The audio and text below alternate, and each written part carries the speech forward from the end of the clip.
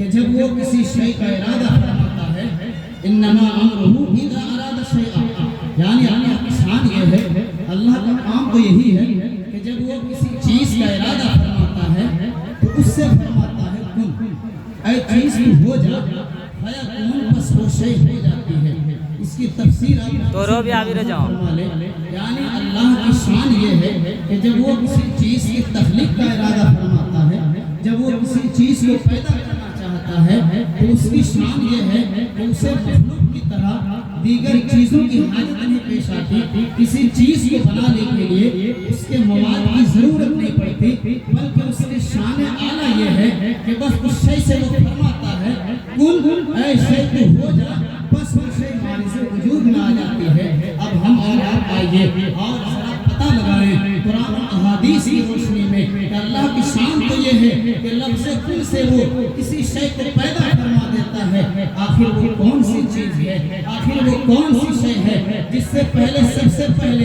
رب تعالیٰ نے لفظ کن کے ذریعے سے خطاب فرمایا؟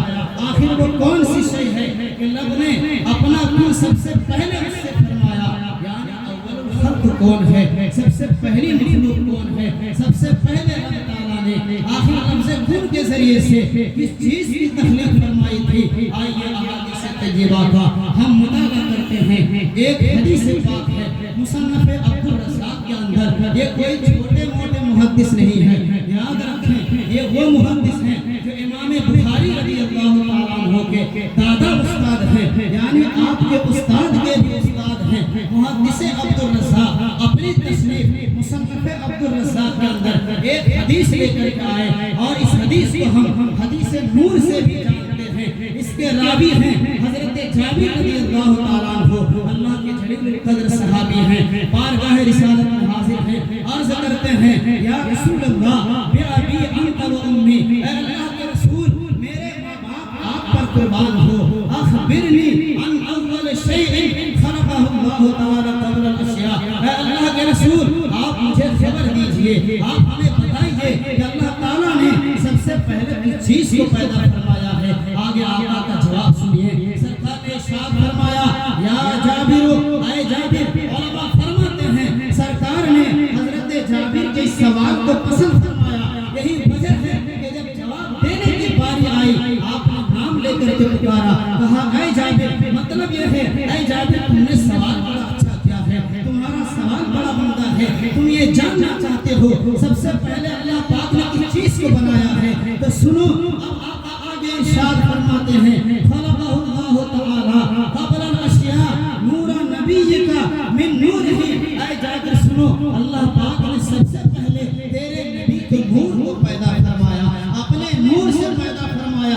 یہ حدیث بڑی طویل ہے، آگے نے ارشاد فرمایا ولم یکن فی ذلک الوقت لوح ولا قلم ولا جنۃ ولا نار ولا شمس ولا قمر ولا جنی ولا انس الى آخر الحدیث، اور کما قال النبی صلی اللہ علیہ وسلم، اللہ کے نبی نے ارشاد فرمایا اے جابر سب سے پہلے اللہ پاک نے تیرے نبی کے نور کو اپنے نور سے پیدا فرمایا، اور اس وقت پیدا فرمایا جب نہ عرش و کرسی کا وجود تھا، جب نہ لوح و قلم تھا، نہ جنت و دوزخ تھا، اور نہ ہی شمس و قمر تھا، الغرض کائنات کی کوئی شے نہیں تھی، اللہ پاک نے اپنی قدرت کاملہ سے تیرے نبی کے نور کو اپنے نور سے پیدا فرمایا۔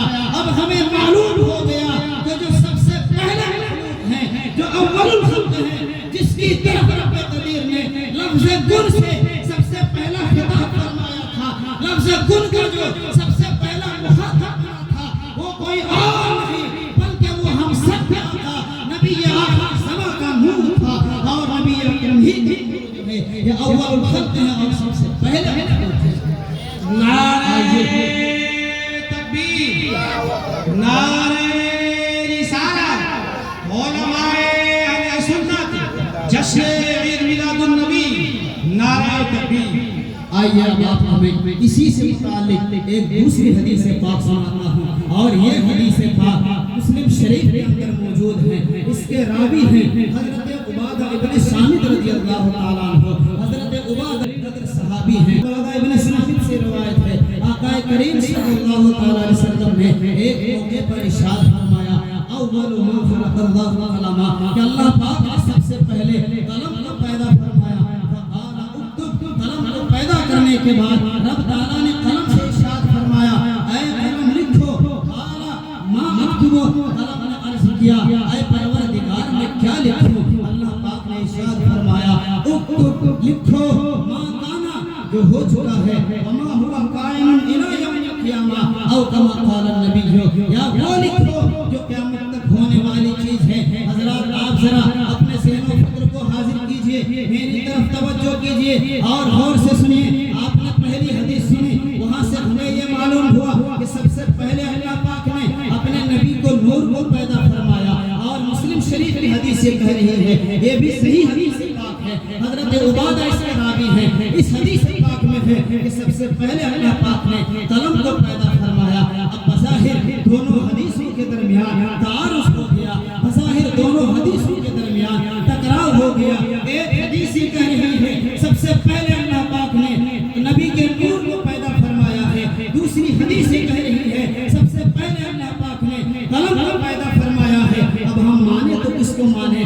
وہ والی حدیث پر عمل کریں یا حضرت عبادہ کی حدیث پر عمل کریں؟ اپنی اپنی جگہ پر دونوں احادیث صحیح ہے. اب آئیے محدثین کی بارگاہ میں قربان جائیے، محدثین کے علم حدیث پر، تفہیم حدیث پر، افہام حدیث پر قربان جائیے. ملا علی قاری کی بارگاہ میں چلتے ہیں. جریر القدر محدث حدیثوں کو بیان کرنے کے بعد ایک ایسی بات کرتے ہیں جس سے دونوں حدیثوں پر عمل ہو جائے گا، دونوں حدیثیں اپنی اپنی جگہ صحیح ہوگی. ملا علی قاری فرماتے ہیں آپ سنیں تین طرح کی ہوا کرتی ہے، یعنی ابتدا کی تین قسمیں ہیں. یعنی کہ کوئی شے اگر سب سے پہلے ہو یہ تین طریقے سے ہو سکتا ہے. سب سے پہلی چیز کو کہتے ہیں ابتدائی حقیقی، دوسری چیز ہے ابتدائی اضافی اور تیسری چیز ہے ابتدائی عرفی. آئیے میں اس کو ذرا آسان کر دیتا ہوں. ابتدائی حقیقی کا مطلب ہے وہ چیز جو سب سے پہلے ہو، جس سے پہلے کوئی چیز نہ ہو. اور ابتدائی اضافی کا مطلب یہ ہوتا ہے جو کسی نہ کسی شے سے پہلے ہو، یعنی وہ اخیر میں نہ ہو،